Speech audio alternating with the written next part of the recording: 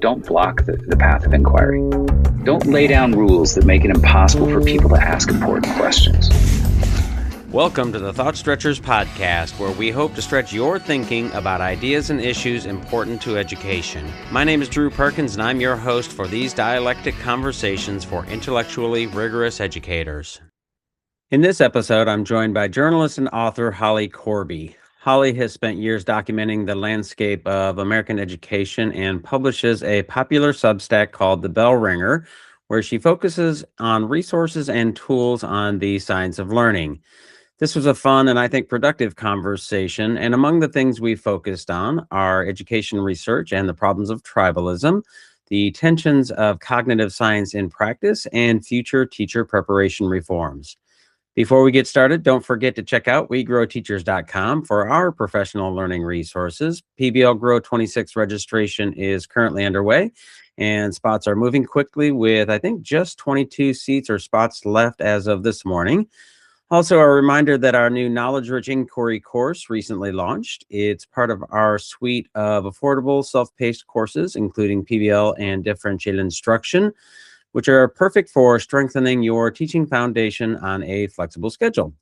Please reach out to me at drew@thoughtstretchers.org if you have comments or questions. Now, here's my conversation with Holly. I am with Holly Korbey, and she's going to explain who she is and what she does a bit more. But she and I have done some interaction, I guess, on Substack, and that's kind of what led to this conversation. So, Holly, welcome. I want to give you an opportunity to introduce yourself and give listeners a little bit of background, and of course, mention your Substack, and then we can kind of dig in from there. Sure, that sounds great. I'm Holly Korbey. I've been an independent education reporter for about 15 years now. And I've written for a ton of outlets. My beat is teaching and learning. So I write a lot about cognitive science and the brain science behind learning, how that affects teaching practices or not.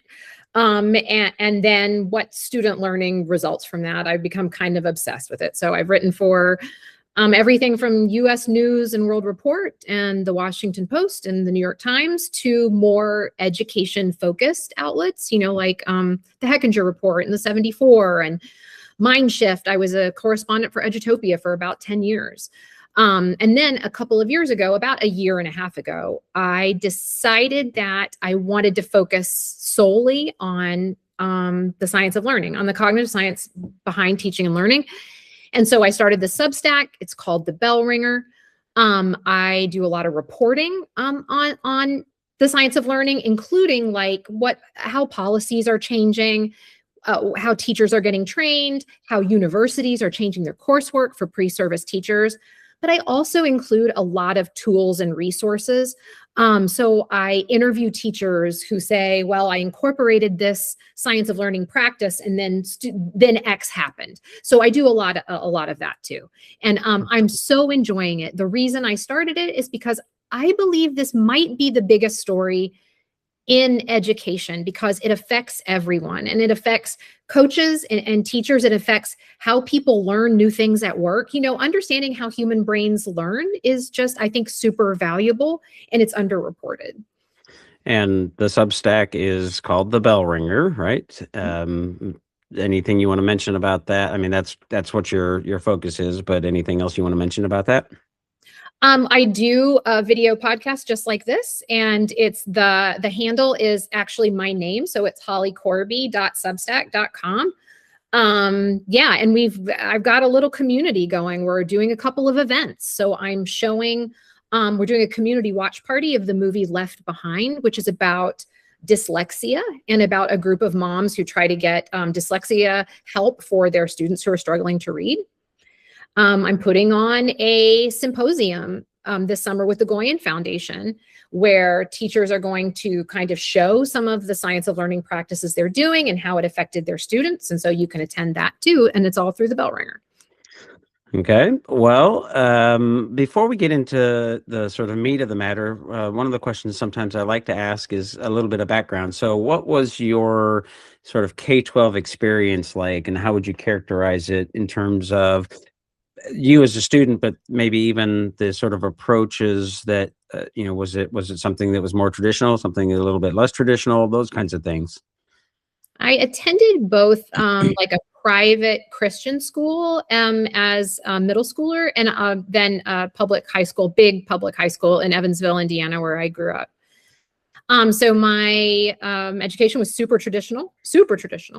Lots of, in middle school, lots of reading whole books, what I think today people would call classical education, probably, lots of memorizing, diagramming sentences, that kind of thing. And then my high school education was in a big, diverse public high school. And it was, I was always a good student, and I always really, really enjoyed learning. But there were also, there were a lot of gaps in my education as well. Yeah, well, you gave me a little shiver and a little nightmare about diagramming sentences. I remember doing that, I think in 7th grade, and thinking, oh gosh, this is just horrible. I just absolutely hated it. But that's a whole other story. One of the things, and you are very active on Substack. I'm not on Substack a lot. Maybe I should be on there more. It seems like there's a bustling education conversation. You had posted, this is on April 8th. I'll just read I don't know if it's not a tweet, it's a I don't know what you call these things. Can someone please, in all caps, have me on their podcast to explain why it's so vital that the public understand how learning works? I can't listen to another rich guy pontificate on education while having no understanding whatsoever. So I don't know if you remember what that was in response to, but I've seen certainly on social media the sort of tech bros and people who are successful in life who are talking about these things. Matter of fact, maybe Ted Dintersmith, who I just had on the previous episode, he's written a book called Aftermath, and he's pontificating about math education. So maybe he falls in that category. But if you can remember what you were responding to, or if not, sort of just in general, what is it that your, I guess maybe frustration is the correct word there? Yeah. And thank you for answering the call. I said, can somebody have me on their podcast? And you There we go. So thank you. Yeah, I do see, I listen to a lot of podcasts, and I do hear a lot of tech bros and a lot of people that are adjacent in that world constantly talking about remaking education and remaking it in a new way, and that we need to drop all these things that we're doing, which they might be right about, like I'm not saying that, but an understanding of how human beings learn and like what it means to be smart is really vital to this conversation. And so things that I have learned through my reporting about learning for how we learn is so important, because, like the idea that Google was going to help students become so much smarter, right? Like having access to information. But that's just not how learning works. Having access to information isn't the same as putting it in your long-term memory and making sure it stays there. So that's where I'm frustrated, is that the calls to remake school often don't take into consideration some really basic, infrastructure of how we learn stuff. Yeah, I don't know about you, but I get quite a few calls from PR. Usually it's from PR organizations of, this person has a book, this person has a book, and they want to reimagine education. They want to rethink education. I keep thinking, boy, we've been reimagining and rethinking for a very long time. How many times can we reimagine and rethink? And it's almost like, okay, it's an almost instant disqualifier. Not completely, but if anybody's listening and they want to get my attention in a positive way, probably don't put rethink, reimagine in the subject.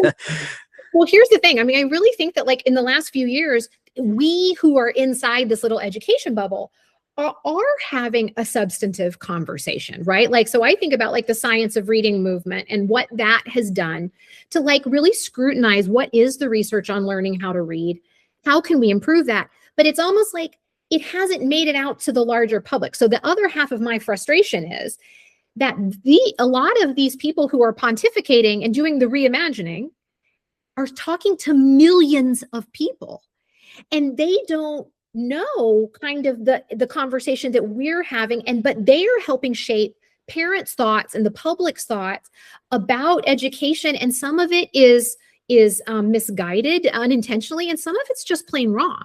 And so if you want to reimagine education, you might want to look at what education is doing and the things that are happening here too. So that's like the other half of my.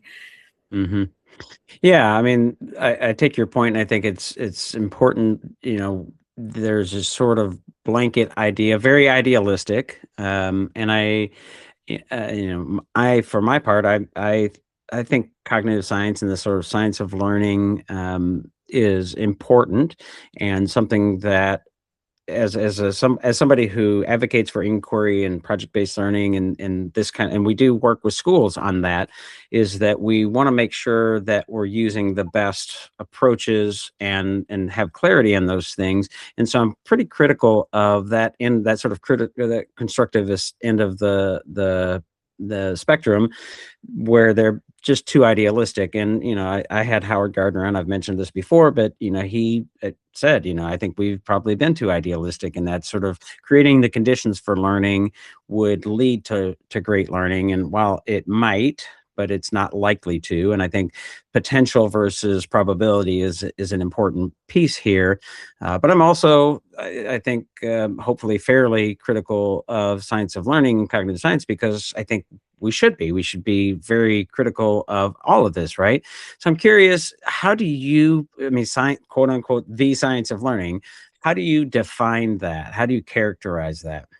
Yeah, and that's a great question. I'm so glad you asked that, because it's also really important to say, I just had a conversation with the scholar Carl Hendrick recently, and he is the science of learning in a lot of ways. He's written a bunch of books about it and everything. And he said, how learning happens, how teaching happens, or that's right. That's right. Yeah. And he said himself, that term makes him very nervous, right? Because first of all, it's so broad. And the things that we're talking about, the cognitive science pieces, are kind of narrow, right?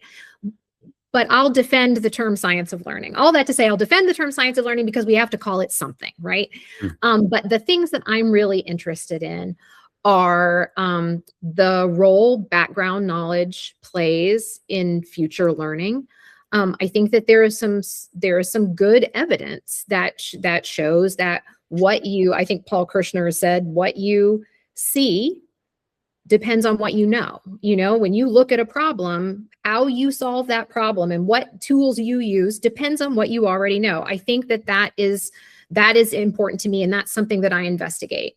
The role of working memory and cognitive load theory. I think this is really interesting. I have talked to a lot of the researchers who kind of formed cognitive load theory and, that primary and secondary learning kind of theories and stuff.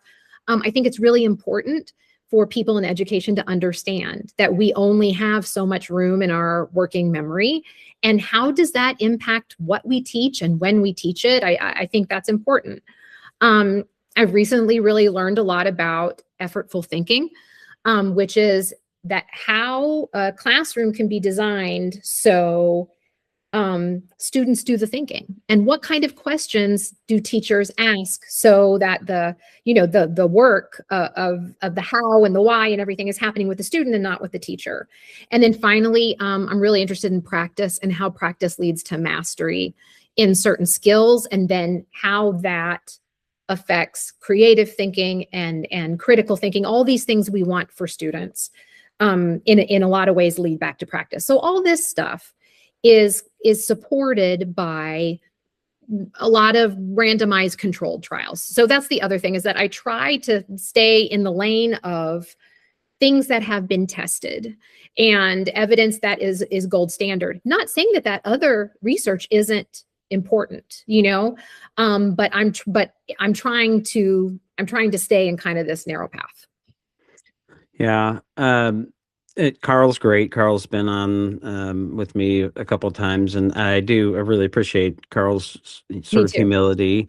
And that is something that I think is unfortunately a bit unique in, pick on the science of learning end, because I think there's some issues with humility on the other end as well.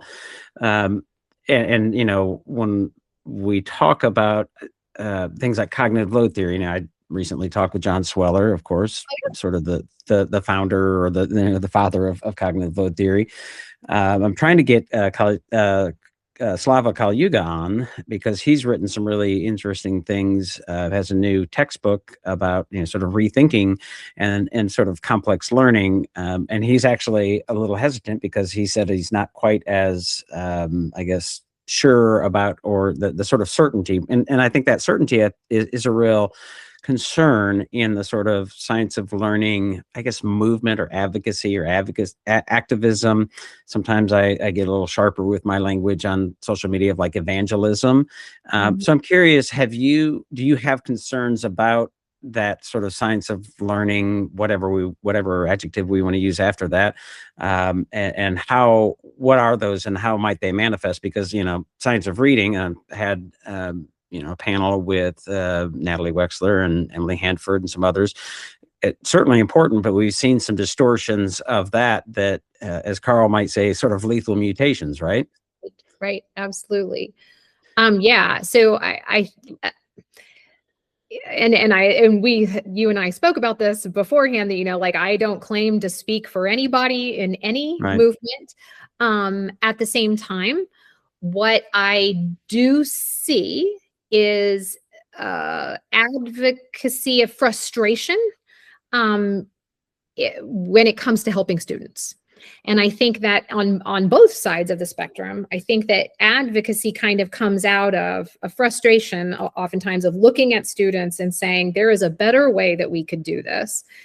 And so, so that part, so I always try to make room for that. Like, where is this coming from? What is the intention? I try to stay off Twitter and having these fights about like inquiry versus explicit instruction and stuff, because a lot of times in that realm, I can't, it's hard to have a full conversation because I think we can't define our terms and talk about what we mean. Because, when you say inquiry instruction, you can mean 20 different things. And same with explicit instruction, and so, it's hard. I don't know, Drew. I try to stay with the reporting. I try to make sure that the research is solid. And, I try not to, and also it wouldn't do any good for me to put myself in any camp. Yeah. And I've tried, I would say I'd lean more towards the inquiry and project-based learning, but I also want to make sure that I'm critical of my own thinking, and I want to be wrong for as short a time as possible. And so I think that intellectual humility and that sort of urge and principle of being, I guess, not falling into the traps of certainty. And I've mentioned this on social media a number of times about, like, Carl, for example, like he just wrote a piece on retrieval practice that was, pretty, I thought, introspective on, I guess, the sort of lessons that quote unquote science of learning might take from retrieval practice. And just my critique is often that there's a sort of very narrow and rigid mindset that sort of comes with, and there's almost like these shibboleths and memes that become like, have you heard of Project Follow Through? And don't you know about cognitive load theory? Like, yeah, I just talked with John Sweller. Of course, like, yes, I do. I'm aware of it, but there's more complexity and nuance to that. There are ways in which, to your point, the inquiry could be very narrow, could be very small, could be questioning, could be very broad, and trying to widen that aperture, I think, is something that it in some ways really concerns me with the sort of movement of science of learning, because I think, possibly and potentially, and I think we're seeing some evidence of this, is it sort of turns off a number of people in ways that makes that conversation that is really important less accessible. Does that make sense? Oh, absolutely. And I mean, one of the reasons I did a story for the 74 last year about Frederick County, Maryland, is because of this. So the head of professional learning in Frederick County, she's no longer there. Her name is Margaret Lee, Meg Lee. And what she told me was that she likes to use the word evidence-informed learning. And that you learn about the evidence, you learn about cognitive science, and then you look at teachers look at their context, and principals look at their context. Who are my students? What do they need? What am I already doing that's working? And now, how can I take this new learning and try some new things, mix it up? Where are some weak spots that maybe explicit instruction might help, or a knowledge, more information about background knowledge attached to new learning, right? So I'm very interested in that, because what I think one thing I have learned over the last 15 years of talking to hundreds of teachers is it's such a complicated and intellectual profession, and you make a million decisions in a class. And so, it's more like, I think of it more like compost, that you learn about. Drew, there's my cat, Ralph. Hi, Ralph. um, and that and that you put it into the compost bin. You learn different techniques and you put it into the compost bin. Now, what I will say is that there are some key places where the science of learning could make a really big difference. And I think that is in kindergarten through fourth grade. And I have really done enough reporting. I'm pretty convinced that in foundational skills, that we shouldn't mess around with foundational skills. We should explicitly teach phonics so kids can learn how to read words. We should explicitly teach arithmetic, because you can't do any of the other cool math without that being automatic. And so that's what a lot of my reporting actually has focused on, is that it is what we have done is taken a lot of inquiry learning techniques that work really well when you're in high school, and we have put it in first grade, where kids really still need to be practicing some foundational skills so they then are able to do that cool stuff.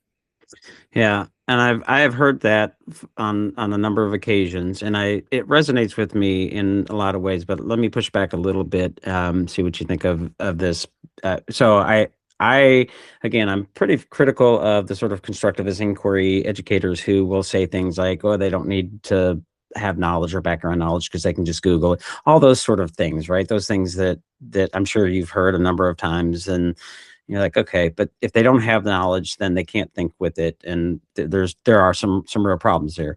And so when we work with schools, and we work with elementary schools, and sometimes even pre-K, we want to say, okay, yes, reading is not a place where you use inquiry. Let's just make that very, very clear.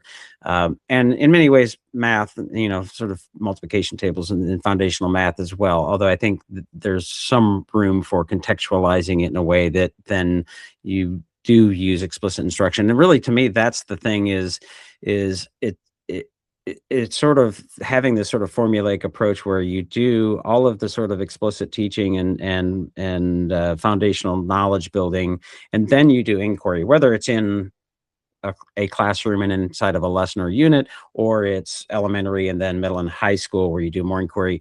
To me, it's that's a sort of unnecessary false dichotomy, because I think we should be doing, in my estimation, inquiry and explicit teaching in elementary. And one of the big reasons why, and this is, I'll just say it's a bit problematic, because I'm not aware of research that would support this, which doesn't mean that it wouldn't be true. It's just, I don't think that research has been done, is that we need to build, and I know we may talk about civics, and I think this is a part of this, is we need to be building sort of active citizens that are sort of informed skeptics. And, cognitive science is about the informed part. The skepticism is about how do you continually ask questions, and how do you instill that sort of mindset. And that's something that, in my estimation, takes time, and it's the water in which we swim. And I think there's an opportunity cost of not doing that in the younger ages, that if you wait until middle and or high school, that it's something that takes time to crystallize, and you wouldn't see results very quickly. But I think, again, this is I think we're seeing some results of that with our polarization and, sort of issues with civics and democratic principles, insofar as that we have had a number of decades where, one, we haven't taught civics very well, but we also, I would argue, stemming from A Nation's Risk in 1983, sort of created accountability systems that incentivize the types of teaching, which is more about answers, a little bit less about questions, and makes it a little more challenging. And so some of those things that might be more Socratic in nature, even in elementary, have gone away. And I think we're sort of seeing the results of that. And so if we're only using the elementary years to build those foundational knowledge, and to be clear, I think that's really, really important, that if we're not using inquiry methods and modeling and that kind of thing, that we're losing that sort of opportunity to have it crystallize over time. So I'm curious how you think about that. Yeah, I mean, that's just such an interesting question, because of our two, perspectives are so different. And I think we had talked about this before, is that, to hear one person tell it, all elementary schools are using inquiry instruction and kids aren't. It's hegemonic on both ends of the spectrum. That's right. Somehow, magically. That's right. And a lot of people, their position is based on that assumption. It's in reaction to that assumption. So what I can speak to is my reporting, right? In my reporting, and in also my kids' elementary school, I don't know if it's attributed to inquiry instruction or wanting to do inquiry instruction. A lot of elementary school education is very vague to my eyes. It was not knowledge building at all. It was kind of based on an idea that you could teach generalized skills and apply those skills to absolutely any information that you wanted. And that is where that really butts up against the cognitive science stuff. That because what ends up happening is you practice these generic skills, right? Like you practice critical thinking skills, but you don't have anything you're thinking about, or it's a new topic each day, right? Or you're practicing making inferences from a text, but you aren't building up enough knowledge to make those inferences, right? And so I think this is kind of like Natalie Wexler's argument, right? Like that you're teaching these generic skills without the knowledge isn't going to add up to anything. I have seen that firsthand in classrooms. I have seen that, and I think that that's a problem.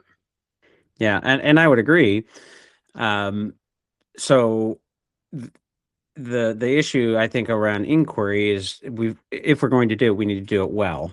And I've said, a number of times, if we're not going to do it well, then I would probably say we shouldn't do it, right? If I had to choose a default for, especially in the elementary foundational years, is okay, yeah. If you had to choose, which I don't think we should, right. But to your point, if we're doing it in a vague way and all those things that you mentioned, then yes, the default should be at least they should know how to read and write and have the foundational knowledge, right? But you're talking about the sort of generalized skills, and it reminds me of some of the things, like I know Carl and I think it's Jim Heal and Paul Kirshner wrote a book about instructional illusions, and I've had all three of them on, and always an interesting conversation with Paul. He and I have, as he says, crossed swords on things. Love Paul to death, but they talk about these illusions, right? And one of the things that I hear and see regularly, and I think is an illusion, is this idea that critical thinking, that you can't think critically without knowledge. And I think here's why, is that there is a domain-specific critical thinking that say, okay, it's not very transferable. It might be a little transferable, but not very much. But those, I think, are sort of things that are unique to like chemistry and things like that. And therein lies part of what you're saying, I think is very important, is like, okay, we really do need to have that knowledge, the grist for the mill, right? We need to have those things, but that there is also a sort of generalized critical thinking. And I've talked with, I mean, when I talked with John Sweller, he said, you can't think without critically think without knowledge. And I said, well, you can't think very deeply. Critical thinking wouldn't be very deep without knowledge. He said, yeah, right. Like it's a matter of the quality, right? And I think that is important to make that distinction. When I talked with David Geary about primary and secondary, we talked a little bit about this as well. And there is, like, he thinks that there is a sort of generalized it is important to distinguish between that and the domain specific. And I really would like to see, again, this sort of widening of the aperture with science of learning to say, okay, well, maybe that's true, or how might that be true, and in what ways is that true, and is it critical thinking, is it habits of mind, is it something different? How do we label this and talk about it? Because I can give you examples, and I have in some of those conversations, of places where I have not had the knowledge of other people, and I have been able to think critically through novel situations in ways that they weren't. And so that, to me, since there's something different than just domain specific critical thinking. Yeah, I mean, absolutely. And I'm sure that there is, and I don't have a ton of experience reporting on that, but I was just reading an article by Dan Willingham the other day where he says this exact thing, that there is definitely a generalized critical thinking, and that his kind of thing was like, should schools concern themselves with it, right? Or should schools be focused on teaching this academic content and trying to get kids to think as deeply as possible about that? So. Yeah. What was that? I haven't seen that. I don't think. I'd love to see that, because I really respect Daniel Willingham's work. Do you remember what it was? Me too. And I think it was in the American Educator magazine, and it was recent. And you might have to cut this out because I'm not going to remember the title and I'm not going to remember the date, but I will look it up and send it to you. Okay. I appreciate that. So thinking a little bit more about the sort of outcomes in the science of learning, and I think there's I think some interesting work that think about in activism and how that might look a little different from cognitive science. Christian Moore Anderson is a teacher in Spain, I believe, and he's been on the podcast. He's got a new book coming out called Making Meaning, and I don't remember the rest of it, but it's trying to make the case for moving beyond just the sort of explicit instruction, like the idea that we're able to just instill memories in kids. And once we have those memories in kids, that we've done our job. And those memories can change. And it's important to think about how those memories might be different from the way that the teacher thinks that they're sort of offloaded into brains, right? Because as you said, background knowledge makes a big difference, right? So how I'm making meaning of the three branches of government might be different from how the teacher thinks that that's happening. And so, the sort of widening of the aperture and thinking a little bit more differently. And I'm reminded of a study that the Perkins Institute did. I don't know if maybe you'd seen it, talking about engagement. They sort of had four levels, or I guess levels of engagement. The last two, the sort of two that were highest of the four, were achiever and explorer mode. And achiever is something that, like compliant kids, really, active learning and, actively attending to the learning. And that reminds me of what I see with Core Response and, sort of the Step Lab videos that I've seen, if you've seen those, or Catherine Burbelsing, Michaela, and I've had Catherine on, and she's a hoot. And again, I've had some disagreements with her, but love her to death. But I think that achiever mode is what the science of learning seems to me to be focused on, whereas the explorer mode is something that the Brookings Institute said, this is an ideal, right? That we want kids who are sort of more self-directed, that are really actively engaged in their own learning, But that's a challenge. But I think that's more of what we see as a sort of goal or outcome of the more inquiry and constructivist side. So, filibustering here a little bit, but trying to get to a question of thinking about, does that distinction land with you, or is there another way that you might sort of characterize any of that? Yes. And I mean, I have two things to say about this. Number one, that's such a good question. And I think about this all the time. And I mean, the first thing I would say is nationally, almost 50% of kids score below basic on basic fourth grade arithmetic. So that we're kind of taught, when we talk about like this idea that like we're going to teach kids so they can be compliant, that kind of slightly rubs me the wrong way, because kids can't multiply and divide. And so like they can't do any of this cool stuff that's over here if they're spending their entire cognitive load worried about adding and subtracting and multiplying and dividing. So in a way, I almost feel like that is also not an issue that we currently have to address. Is like, oh, we just have all these kids that are so compliant. They just sit down and rattle off, all these amazing math problems. That's not what we have. When we get to that point, then I definitely want to have that conversation. That's number one. Number two, what I understand about the science of learning, a lot of it comes from Amanda Vanderheyden, who, worked for IES for a long time. She has been a part herself of so many randomized controlled trials, testing a lot of things in reading and math, and that she introduced me to the instructional hierarchy. So, and I'm sure you're familiar with this, right? Like that you're, that the adaptation and generalization part of it is at the very end, right? Is that you learn the material, you become incredibly fluent with the material, and then at that point, you are able to generalize and adapt to new problems.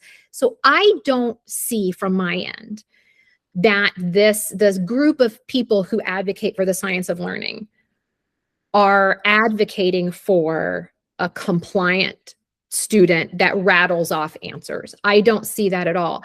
I think what I hear their message to be is that we're flipping the instructional hierarchy. And I think that there's a case to be made for this, because I am now looking at elementary school curricula, like in math, and they're right. They are doing that. So they start a lesson, not everyone, but some are starting a lesson with, hey, here's a cool problem, try it.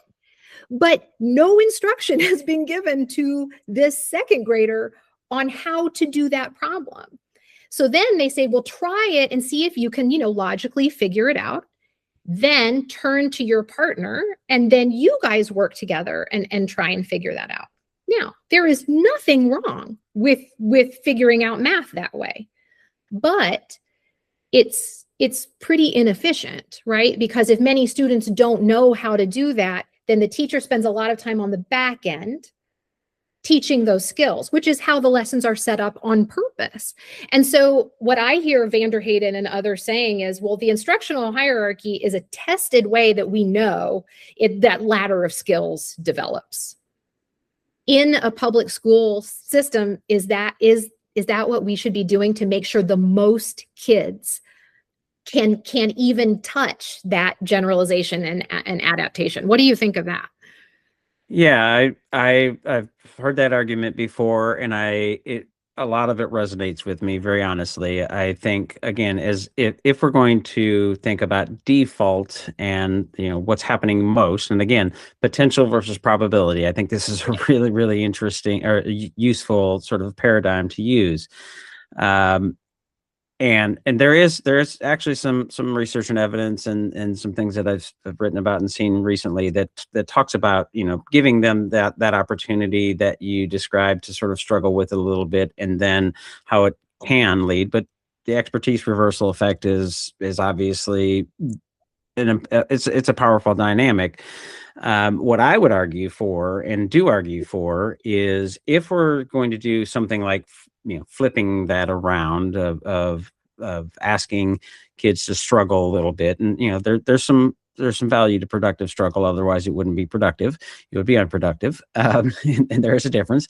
I think about how do we use inquiry at the very beginning to pose a challenge and a problem, or get them to think about sort of conceptually the framework in which we're going to be working, and give them the opportunity to think a bit about those things, and then use inquiry to so you're going from pretty wide, then narrow it. And in that narrowing, you by design are doing, we talk about this, and I mean, literally, I talk about instructional hierarchy and all of these things in our project-based learning. What I call knowledge-rich inquiry work is, okay, so now we've got, and Jared Cooney Horvath calls it the Hollywood effect, right? We've sort of given the sort of trailer for the movie, and we've captured some attention, but also we've given them some conceptual framework on which to sort of hang that knowledge that is going to be taught, often using explicit instruction, not necessarily, but probably mostly,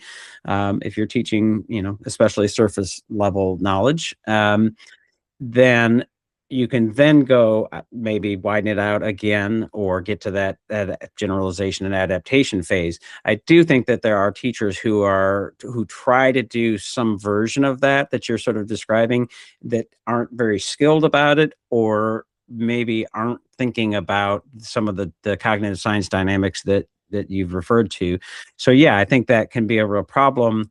And so if we're going to do it, we should do it well. And if we're not going to do it well, then we probably should be really, really careful about doing it, because, as you mentioned, there's some real, negative results. Yeah, absolutely. And I mean, there's some other like teaching techniques that I've learned about that like could in some ways like mitigate some of that stuff. So like, I'm fascinated by like all students responding, right? So this is like a science of learning tenet, which is like, you don't throw out a question and be like, what's 4 + 3? Jimmy, why don't you tell us? And then all the other students who may not know the answer sit there. So I really think about like, in a way, like it makes instruction may be more flexible if all students are responding and that you're checking for understanding. Like, no matter how you got there, everybody use a mini whiteboard and let's see, did you get it or did you didn't? And then that becomes data for the teacher to like, what do I do next? What's my next decision here? So, there's also stuff like that. And I mean, I'm trying to report on the research, and of course, and I think you have mentioned it and others have too, a classroom is not the same as a lab situation. And that really have to think about that. When do these things apply and where? And I just really see that like, that's where teacher knowledge and intellectual curiosity and stuff really comes into play. Yeah. You, I'm sure, have seen some of the recent, I guess, stories or threads or whatever it might be called about the sort of replicability of ed research and basically the quality or lack thereof of quality. And when I talked with John Sweller and was, I think I was emailing with him afterwards, he really thinks random control trial, that's sort of the gold standard. I said, well, that's a very high standard, right? There's not a lot of randomly controlled trial research out there. I think Dylan William was bemoaning the fact that there was little on formative assessment on that, and I could be wrong about that. But how are you seeing, or how are you thinking about the sort of research and the quality of research, and that becoming an issue in terms of the lessons we take? Because, quite honestly, I think that we have such a sort of sense of tribalism, whether it's political or, breeding wars is a great example, inquiry, pedagogy wars, whatever you want to call this, that people are very quick to, like they look at project follow through and they say, this is great, but there's some real problems and some critiques that should be made of that. And And there's some critiques to be made of Sweller's work and all these things. But the tribalism leads people to just take things and not be evidence informed, but sort of evidenced. I forget, somebody used the term, but it was almost like, these are the pieces of evidence that I can weaponize and use as a tool in my argument, because I'm going to win this fight and I'm going to fight this fight.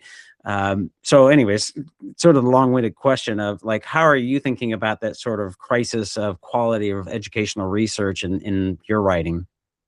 Yeah, I mean, this is really important question. And Morgan Polikoff, who is a researcher at USC, he kind of shot back at that story about education research is all crappy. And he said, all qualitative research is not crappy. I mean, there is a reason to do this. And we have learned very valuable things from non-randomized controlled trial studies. We should not throw that out. So I respect him, and I respect that critique, even as I think that we know that a lot of the research also leaves a lot to be desired, and that education hasn't caught up to other fields like medicine, like engineering, as far as like the quality of what we consider research. The gold standard research that I try to base my work on, at the same time, Drew, it can only tell us so much. It can only tell us so much, but it tells us some really important things. So like, a study that I reported on recently about that timed multiplication tests don't really cause math anxiety. And like, that is very important for people to understand, that when we tested it, kids did not get math anxiety from timed tests when they knew the material. Not knowing the material is where they believe the anxiety is coming from, and then being timed. So, so there are some, but think about how specific that is, right? Like, think about like but over time, all these studies kind of pile up, and you get kind of a general sensibility of how that can inform classroom teaching. To me, how I think about the education research argument is that there is so much that needs to be done. So researchers need to get on it. I think that there's some crucial things we need to understand.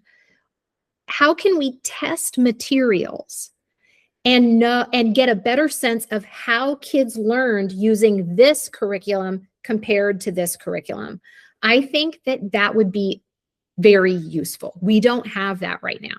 We kind of have some curriculum oversight places that are checking materials for certain qualities, but we're not using it to measure how much did kids learn when they did this compared to this, right? I think that would be very valuable.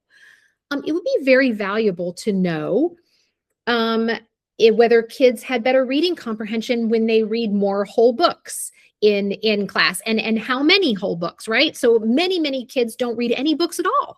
We have found out through recent reporting, mine and others.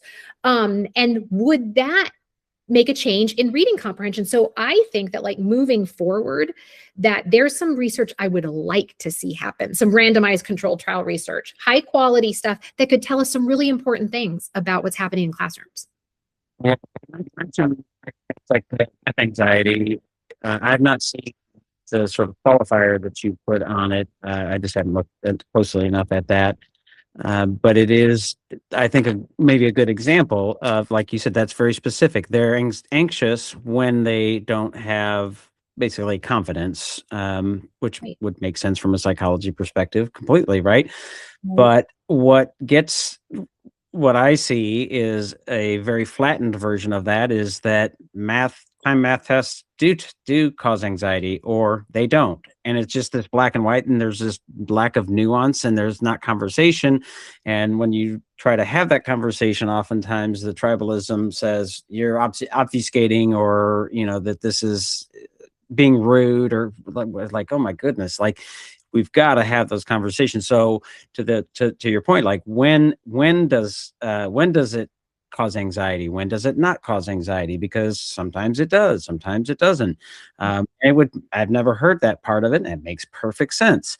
And so when it really gets, this is just, to me, is I really wish we could move more away from this tribalistic kind of mindset. The idea of using the nearest weapons at hand and not being critical of one's own sort of views or perspective or favorite approaches is sort of anti-scientific, right? For example, I think it's really important, if we're looking at cognitive load theory, to say, well, how do we measure that? And when I asked John Swallow that, he said, that's a real challenge. We're trying to figure that out, because you can't figure that out, and you cannot quantitatively measure that in a kid's head.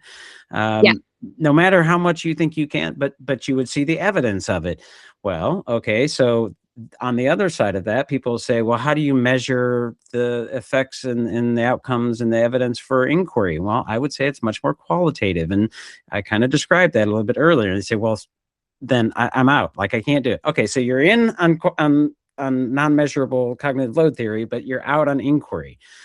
Tell me how how do you reconcile that? So I guess my question is, and I don't expect you to have an answer that will satisfy me here, but how do we move past the tribalism? That is my biggest reason for writing the Bell Ringer Substack. So is, how do we move beyond the tribalism? Because I would say that when you look at other fields that have incorporated research into their practices, like let's look at medicine, right? Your doctor, and I don't know if you've ever had this experience, but I have. You go to your doctor, you have an issue, and the doctor says, well, look, we know that taking a statin, will reduce your cholesterol, right? But it also really hurts your legs. We have a side effect that it hurts your legs. Is that something that you should do? And I think that doctors have done, on average, a good job of taking the available RCTs and then personalizing it and contextualizing it, because patients have different needs and they have different goals and different outcomes. And for me, I think we're still at step one. Step one is that the majority of teachers and parents do not know these tenets of cognitive science. But once they do, I have this dream, Drew, that it will reduce tribalism, because you will start to look at your context in a new way and say, okay, well, I have this new information. This is what I was doing. This is what I know is working. And now I'm going to incorporate that new knowledge. I think medicine has done it very well. I think engineering has done it very well.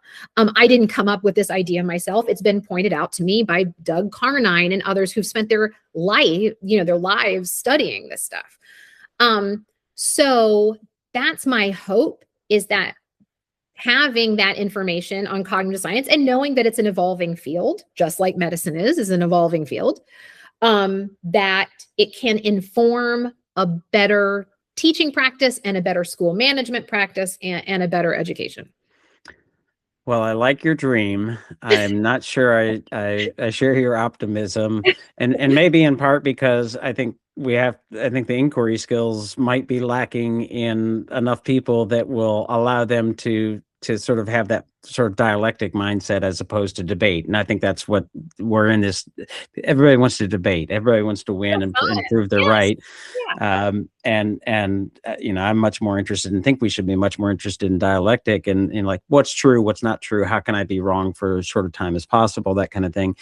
How can I change my mind? And are students learning?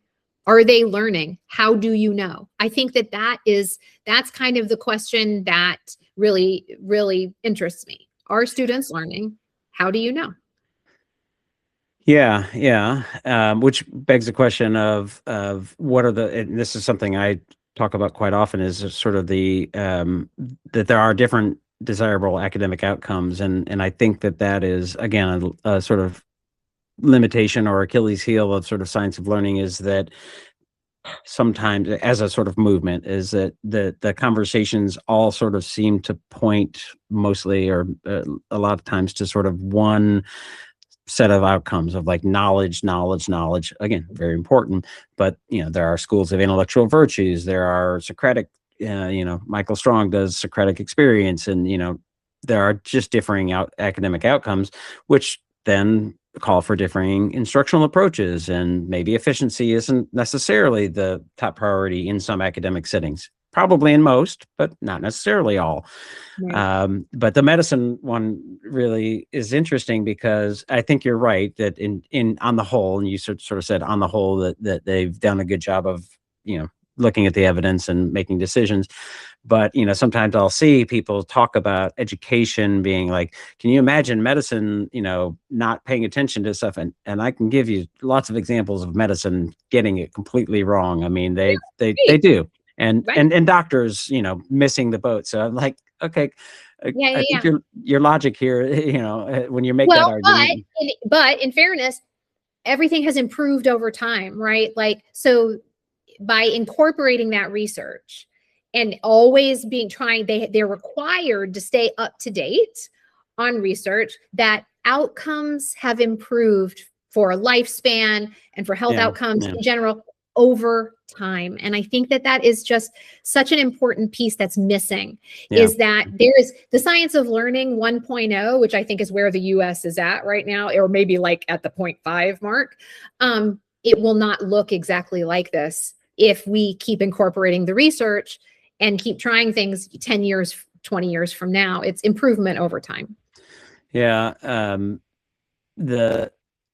I'd like us to pay attention to science of thinking as well as science of learning, because I think there's some important differences there. But David Geary, I went back and listened to my first podcast with him during COVID, and he mentioned in that podcast that he called education research, basically a very immature, like it's in early stages compared to something like physics, which would make sense because physics is, outcomes are much more quantifiable. Education and psychology and these kinds of things are more qualitative and hard to measure, those kinds of things. One last question about this kind of thing is, my daughter is finishing her first year in elementary education program, and I've seen, 2 classes of hers where they have disabused her of learning styles. She's taking an elementary math course, and they were doing worked examples. I sometimes hear this argument in the sort of culture war space of like all the teacher colleges are using, sort of critical race theory, woke kind of stuff. And I say, well, come to Kentucky or go to Kansas or places that are not Columbia's teachers college and things like that. And I think you'll see a different story. And so I'm also sometimes really critical of, and I'm critical of teacher prep just as a whole. I don't think it's generally been good, but I think the sort of wide net of saying that all teacher prep is not teaching science of learning, I'm curious how true that is. And I'm curious from your reporting and from what you see, what are you seeing in terms of teacher prep and universities making shifts and changes in not just in one place in sort of New York City, but in places across the country? Yeah, that's just such a wonderful question, because there are big changes afoot. There are big changes afoot. I talked with the organization Deans for Impact. So they kind of led the movement to improve teacher training, to aim it more towards cognitive science, right? They just told me that their science of learning overview has been downloaded 1 million times. They're working with a growing number of universities and colleges, incorporating cognitive science classes into coursework, improving teaching classes like your daughter, like using learning worked examples. Like, that's Deans for Impact, I think. And they're not the only one. There are other organizations that are working with teacher training institutes. And, the reaction in my reporting is varied. Some institutions have been more resistant to making these changes than others, But overall, looking at that changes in impact over time, universities will be moving more towards cognitive science principles, teaching, the best evidence teaching principles and stuff like that. I see it happening. So there's one state that I know of, and that's the state of Maryland. They have made it a requirement. So all teachers currently have to learn cognitive science principles. So if you are in a school building now, you must be trained on that. And all of their pre-service teachers must be trained on that. There is some legislation in Florida that is suggesting something similar. And then we'll see what happens after that.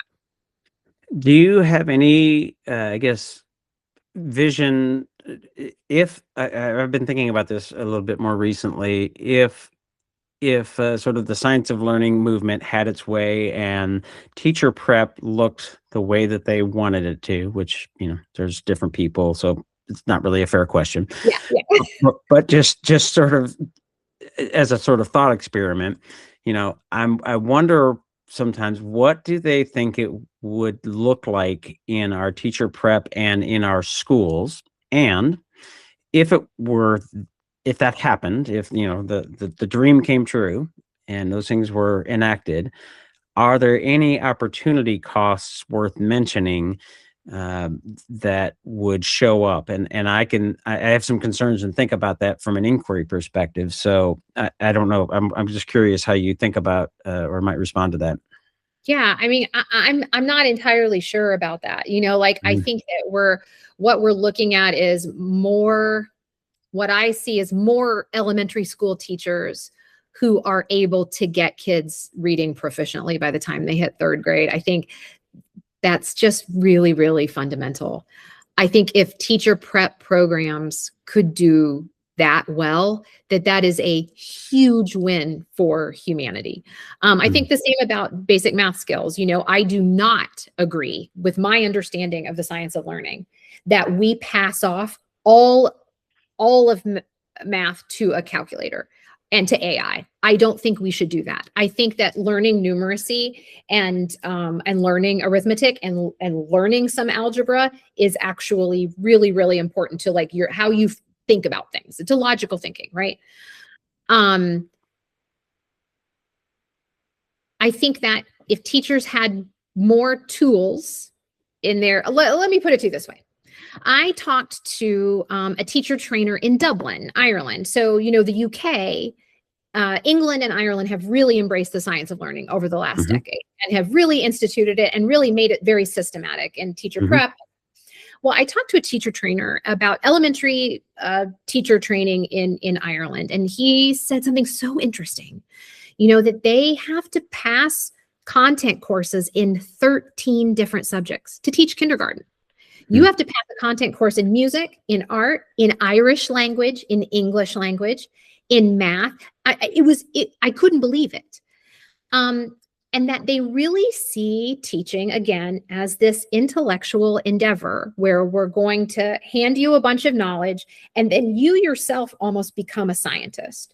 You go into a classroom full of kids and you have this kind of framework of what the research tells you and teaching techniques. And then you start trying things and say, okay, I'm gonna use this technique and then I'm gonna see what happens next. And I'm gonna keep a little note to myself, or keep some data and try things. And so the teacher becomes the researcher and their classroom becomes their lab. And so then Now, to me, that's evidence-informed instruction, in that if we could give teachers more knowledge, that they then could make better decisions in the future.